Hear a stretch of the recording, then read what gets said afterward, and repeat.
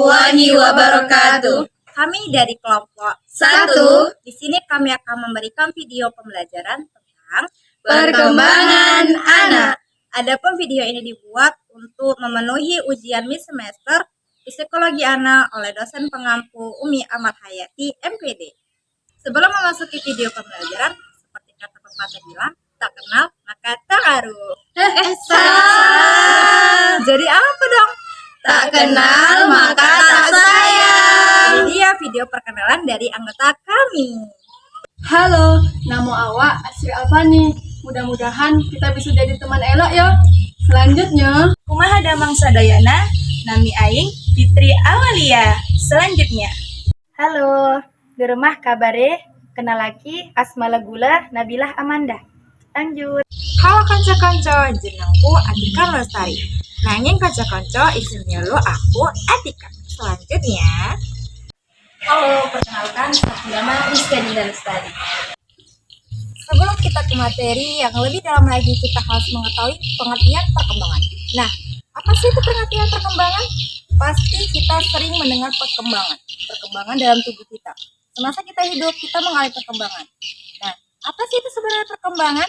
Perkembangan adalah bertambahnya struktur dan fungsi tubuh yang lebih kompleks dalam kemampuan gerak halus, gerak kasar, bicara, dan bahasa, dan serta kemandirian. Nah, perkembangan ini bersifat kualitatif, yang mana dia sangat sulit untuk diamati. Kenapa? Karena dia berdasarkan fungsi organ tubuh. Kalau pertumbuhan itu dapat kita amati menggunakan alat pengukuran. Contohnya seperti berat badan maupun tumbuh badan seseorang manusia. Selanjutnya materi.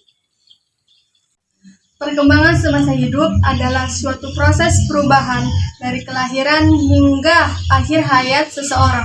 Ini melibatkan perkembangan yang pertama, yang kedua, yang ketiga, yang keempat. Perkembangan fisik. Fisik atau tubuh manusia merupakan sistem organ yang kompleks dan terbentuk pada periode prenatal.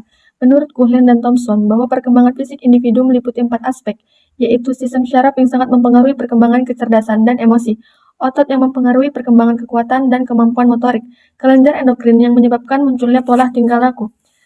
Lalu perkembangan intelijensi.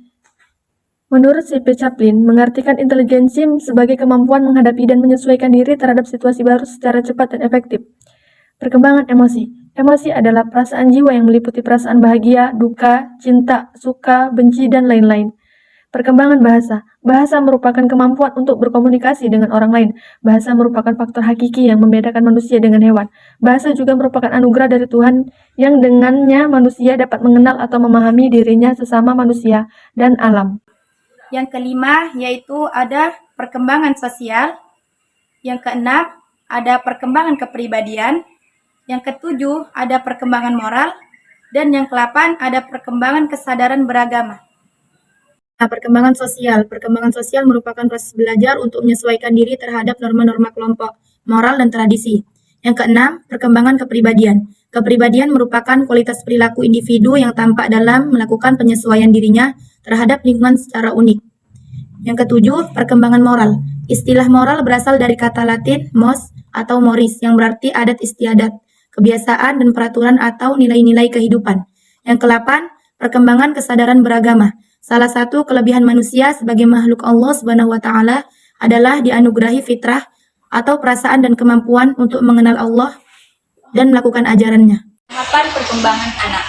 Tahapan perkembangan anak memiliki ciri masing-masing pada setiap anak. Dan pada setiap tahapannya disebut milestone. Tahapan perkembangan anak terdiri dari 5. Yang pertama, masa prenatal atau masa intrauterin yang dibagi menjadi 3 periode, yaitu masa mudigoh atau zigot. Dimulai sejak saat konsepsi sampai umur kehamilan 2 minggu. Yang kedua, masa embrio. Dimulai sejak umur kehamilan 2 minggu sampai 8 atau 12 minggu. Yang ketiga, masa janin atau fetus. Sejak umur kehamilan 9 atau 12 minggu sampai akhir kehamilan. Masa bayi atau infansi, yaitu umur 0 sampai 12 bulan. Masa ketika anak sangat tergantung kepada orang tuanya. Banyak aktivitas seperti perkembangan bahasa, pemikiran simbolis, koordinasi sensori motor, dan pembelajaran sosial baru dimulai pada masa ini. Masa ini dibagi menjadi 2 periode, yaitu masa neonatal adalah masa penyesuaian pada lingkungan luar rahim ibu yang dibagi menjadi 2 masa, yaitu masa neonatal dini, yaitu usia 0 sampai 7 hari, dan masa neonatal lanjut, yaitu usia 8 sampai 28 hari. Masa pasca neonatal adalah masa di mana dari 29 hari sampai 12 bulan. Di sini terjadi proses perkembangan yang mengalami percepatan sehingga diperlukan perhatian lebih dalam merawat seperti ASI eksklusif selama 6 bulan, diperkenalkan empasi atau makanan pendamping ASI, diberikan imunisasi sesuai jadwal, pendekatan dengan orang tua berkaitan dengan fisiko atau sosial anak. Manfaat mempelajari perkembangan anak. Banyak sekali manfaat yang kita dapatkan dalam mempelajari perkembangan anak. Nah, apa saja sih manfaat dalam mempelajari perkembangan anak itu? Manfaat mempelajari perkembangan anak.